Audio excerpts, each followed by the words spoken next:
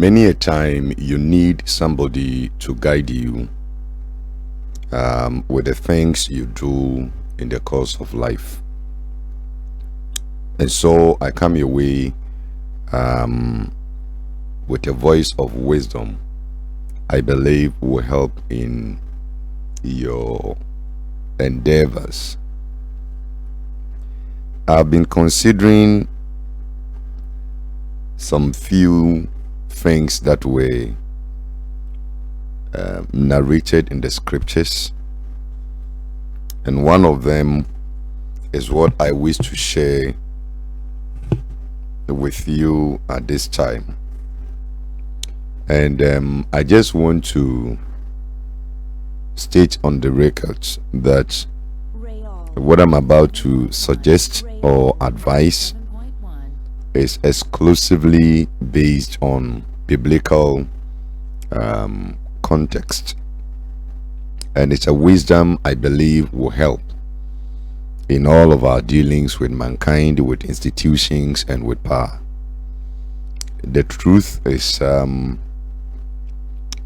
you may be aware, you may not be aware, but there is a level of understanding that we must have when it comes to the realities of life.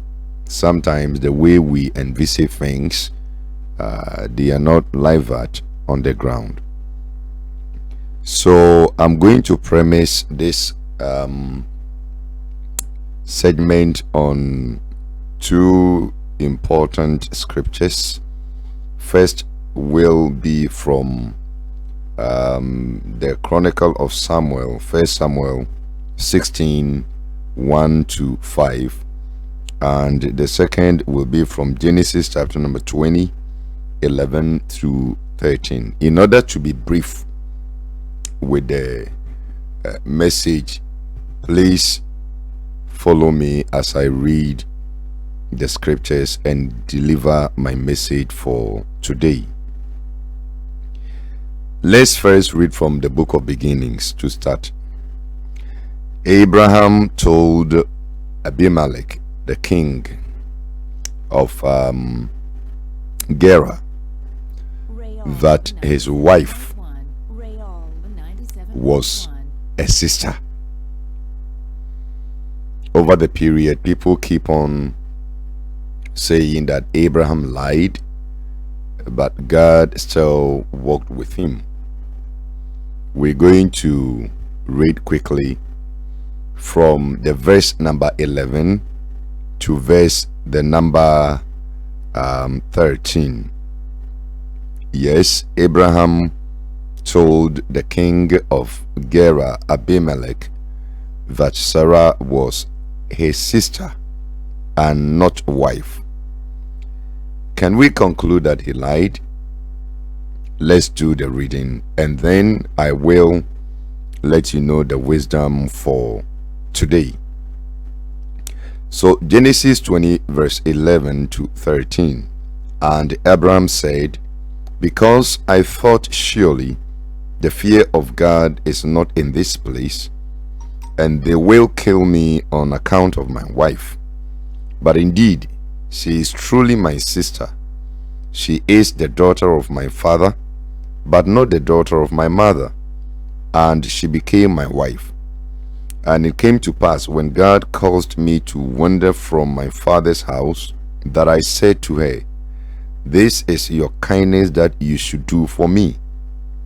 In every place, wherever we go, say of me, he is my brother. So Sarah is the wife of Abraham, but then she is also a sister to Abraham. Now they get to between Kadesh and Shur, where he went and settled, and he made the people aware that Sarah, who was his wife, is a sister. So Abraham practically concealed the real truth and used another truth in place of the real truth. Sarah was first his sister, but later became the wife. So nothing stopped Abraham from telling everybody Sarah was his wife. However,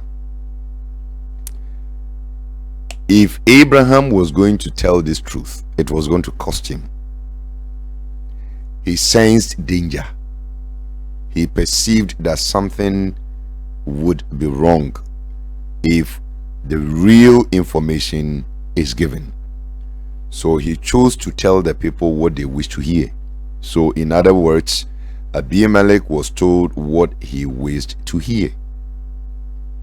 Abimelech saw that Sarah was beautiful. He was interested in the woman, and Abraham also capitalized on that and told him what he needed to hear.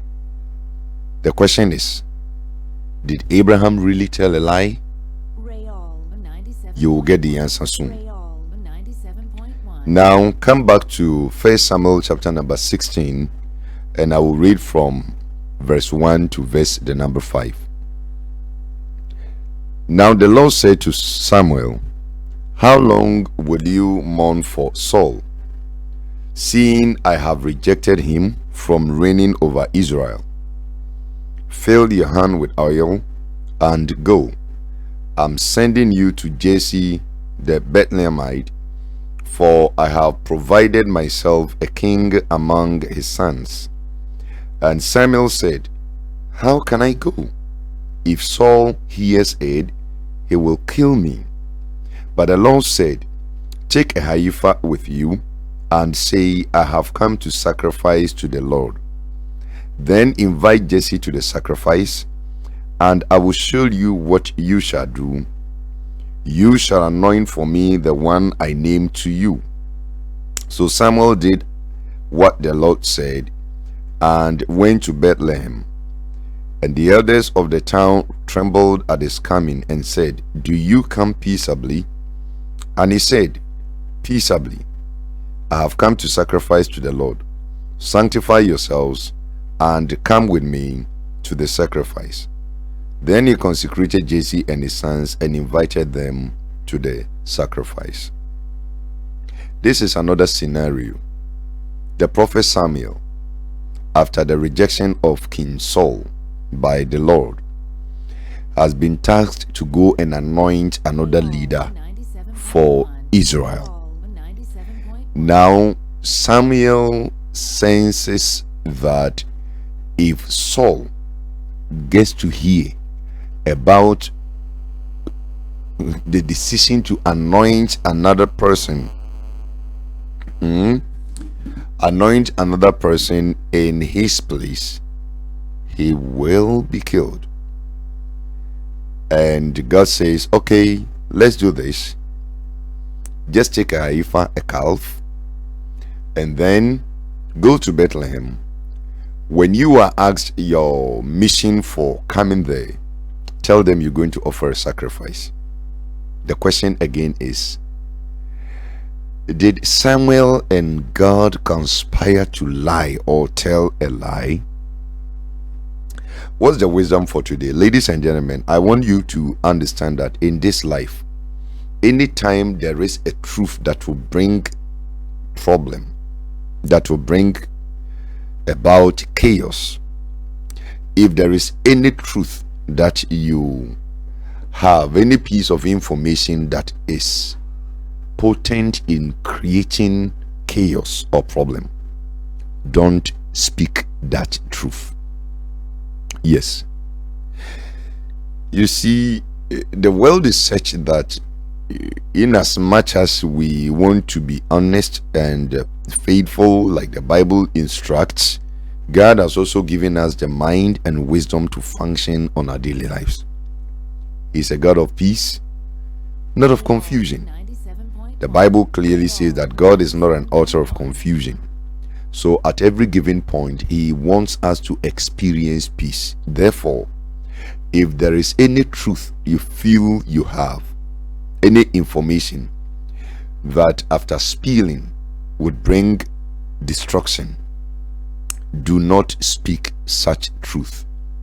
Find something else to say that is equally truth by concealing the real truth. This is what Abraham did by telling Abimelech that Sarah was his sister instead of wife. Whatever Abraham said earlier wasn't a lie, it was a truth. And that he confirmed that indeed Sarah is a daughter of my father from another mother, and we got married. So he spoke the truth by concealing a truth. Get the point? And then here, it was true that with a heifer, you're going to offer a sacrifice to the Lord because Samuel is a prophet of God.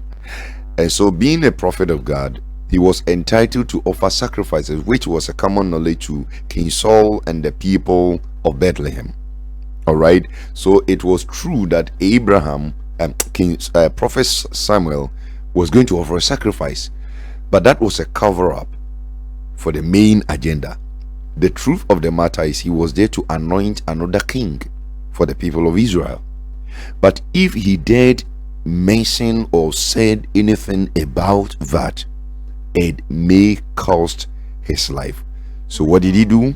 God says, okay, you don't need to tell a lie, just tell a truth to cover a truth. All right. And that was what was done. You remember when Isaac was going to be sacrificed, or was going to be offered as a sacrifice unto the Lord?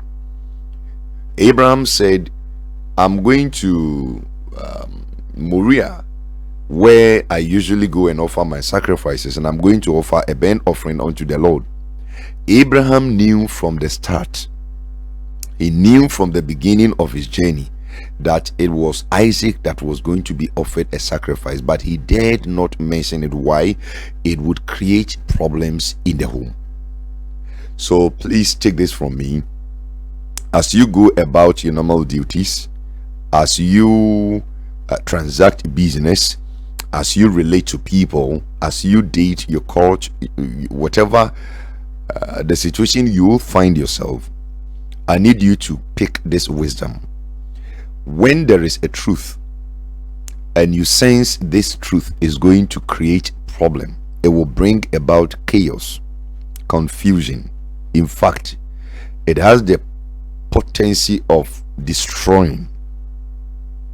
Keep that truth to yourself. Find something else that is truthful to say to cover up the real truth. By doing that, you are not lying, you're saving a situation, you're making things better. Okay? You do not want to tell me that you're more honest than the creator of the heavens and the earth, who actually engaged Samuel to say something other than the real thing that was going to be done. Okay?